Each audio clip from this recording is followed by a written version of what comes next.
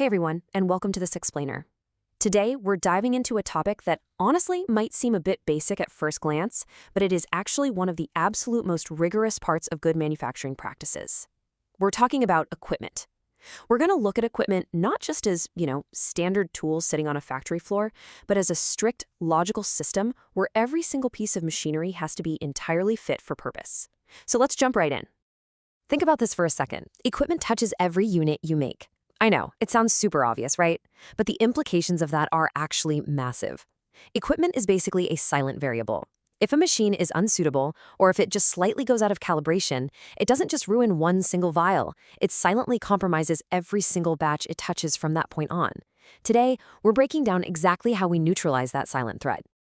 Okay, so here's our game plan for today's life cycle approach.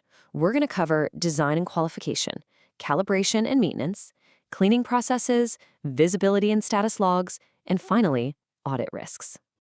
Starting right off with Section 1, Design and Qualification. This is all about being built specifically for GMP. Now, you literally cannot just run out and buy off-the-shelf machinery for this.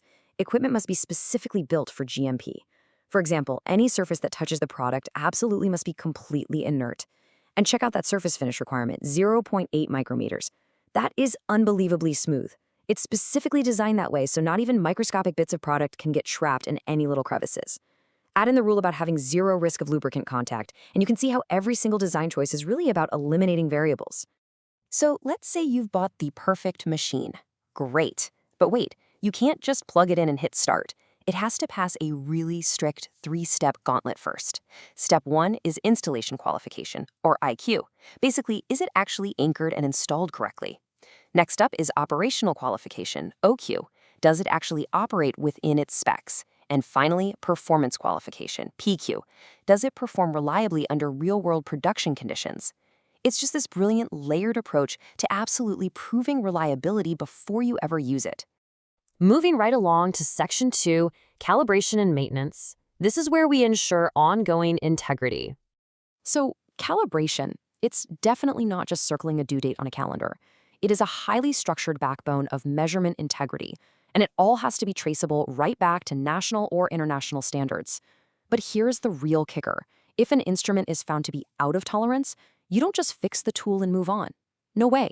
It instantly triggers this massive impact assessment on every single product that machine has touched since its last good check.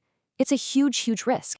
And when it comes to keeping these machines running, maintenance basically splits into two completely different realities. Preventative maintenance is your proactive, highly scheduled approach. It happens during planned gaps so you avoid disruptions. Corrective maintenance, on the other hand, is what happens when things break down.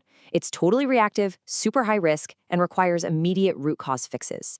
Honestly, the goal of any great facility is to live strictly in that preventative zone, to completely avoid the chaos of the corrective one. All right, Section 3, Cleaning Processes. We are looking closely at the turnaround phase.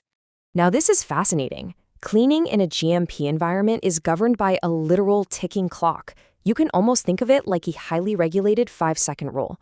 The exact moment a batch ends, the dirty hold timer starts ticking.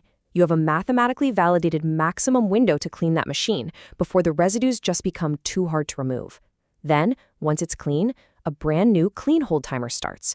If that machine sits unused past its validated clean time, you risk environmental contamination and yep, you have to clean the whole thing all over again.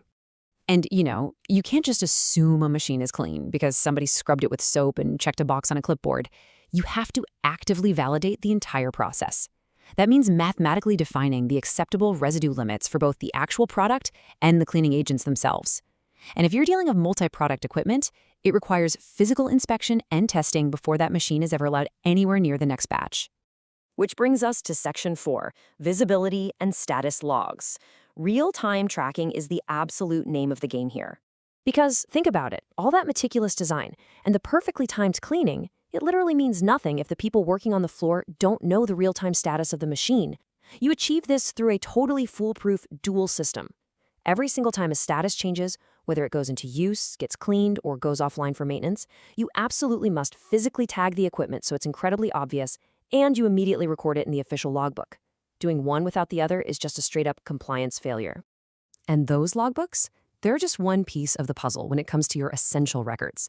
I want you to think of these documents as your defensive shield during an audit. An auditor is going to want the logbook for the daily life of the machine, the calibration and maintenance records, the massive qualification pack with all those IQ, OQ, and PQ approvals we talked about, and of course the change control logs. In the eyes of an auditor, if it isn't completely documented here, it simply didn't happen. Finally, Section 5, Audit Risks. Let's look at what actually gets cited in the real world. So what is the most common observation an auditor writes up? Usually, it's equipment not qualified for intended use. But how does that actually happen? Well, maybe someone modifies a machine but completely forgets to requalify it.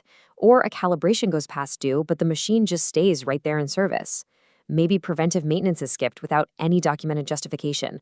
Or there are weird, unexplained gaps of time in the logbook. Ultimately, these are the everyday human errors that cause compliance to totally unravel. Okay, before we completely wrap this up, I want to do a quick little self-test, just to challenge your memory for a second. Think back to that qualification progression we covered earlier. Which stage proves the equipment performs reliably under actual production conditions? Take a second to lock your answer in. Did you guess PQ, performance qualification? If so, you hit the nail right on the head. It is the ultimate proof before daily use can begin. And with that, we've reached the end of our equipment deep dive. Remember, a machine on a GMP floor isn't just a hunk of metal. It is a tightly controlled, continuously documented ecosystem. So I'll leave you with this. If an auditor walked up to a piece of equipment on your floor right this very second, would its physical state perfectly match its logbook? Thanks so much for joining this explainer, and we will see you next time.